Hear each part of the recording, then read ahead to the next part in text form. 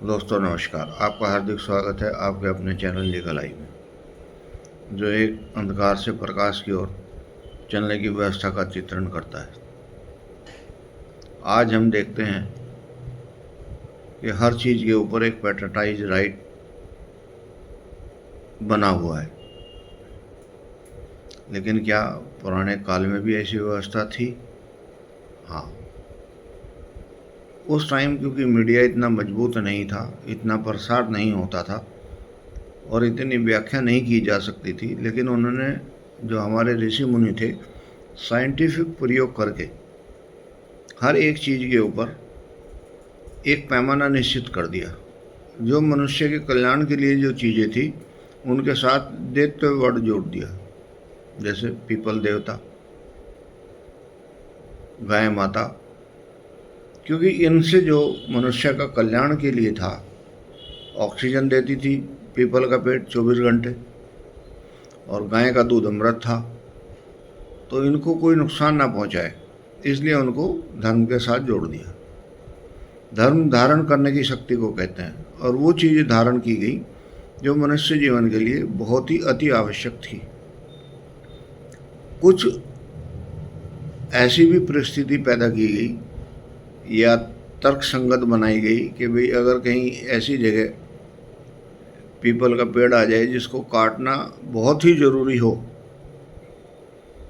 तो उसके लिए उन्होंने प्रायश्चित मंत्र दिया, यानी कि उसकी जगह एक पेड़ को काटने के बदले आपको 5 पेड़ लगाने पड़ेंगे, तब आपका धर्म कंप्लीट होता था।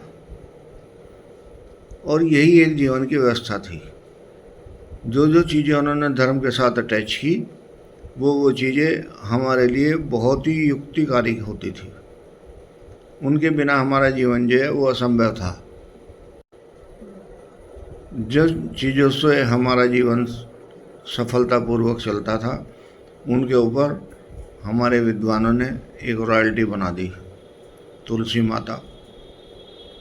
एक ऐसा प्लांट जिसके औषधीय गुण और दैत्य गुण दोनों एग्जिस्ट करते थे, इसलिए उन्होंने एक नियम बनाया कि हर घर में एक तुलसी होनी चाहिए, उसकी पूजा होनी चाहिए।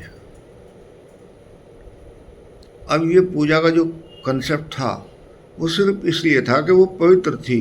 जो जो चीज़ पवित्र थी उनके लिए कंसेप्ट बना दिया कि ये मनुष्य जाति के लिए कल्याणकारी हैं और ये दैत्य की श्रेणी में आती हैं। और जिसका कालांतर में ये हुआ कि उसकी उन चीज़ों को तो हम भूल गए जो दैत्य के कारण थे, बल्कि अपनी तरफ से एक सिस्टम बना दिया कि जी ये चीज़ अच्छी है, ये चीज़ ख़राब है, ये तो वो तो गलत बोल गए, ये तो सही बोल गए। लेकिन अब जब साइंटिफिक रूप से हम उनको देखते हैं तो बहुत ही विचित्र परिस्थिति है। जो हमारे पौराणिक विद्वान जो चीज़ साइंटिफिक रूप से बना के एक सूत्र दे के चले गए और उसके साथ एक शब्द अटैच कर दिया गया कि ये धर्म के साथ अटैच है, उनकी मान्यता कालांतर से चली आ रही है और कालांतर तक चलती रहेगी, क्योंकि उनके बिना आदमी का जीवन संभव नहीं है।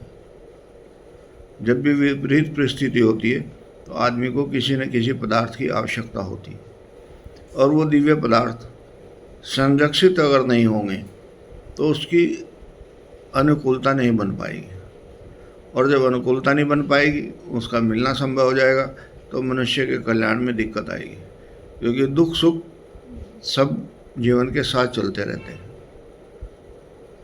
मेरा ऐसा विचार है कि जो हिंदू देवी देवताओं की जो कंसेप्ट हैं वो बहुत मजबूत फाउंडेशन के साथ, वैज्ञानिक तथ्यों के साथ और प्रमाणिक ऑथेंटिसिटी के साथ दिए गए हैं। उस पर हम विचार करें और अपने जीवन को सरल बनाएं। नमस्कार।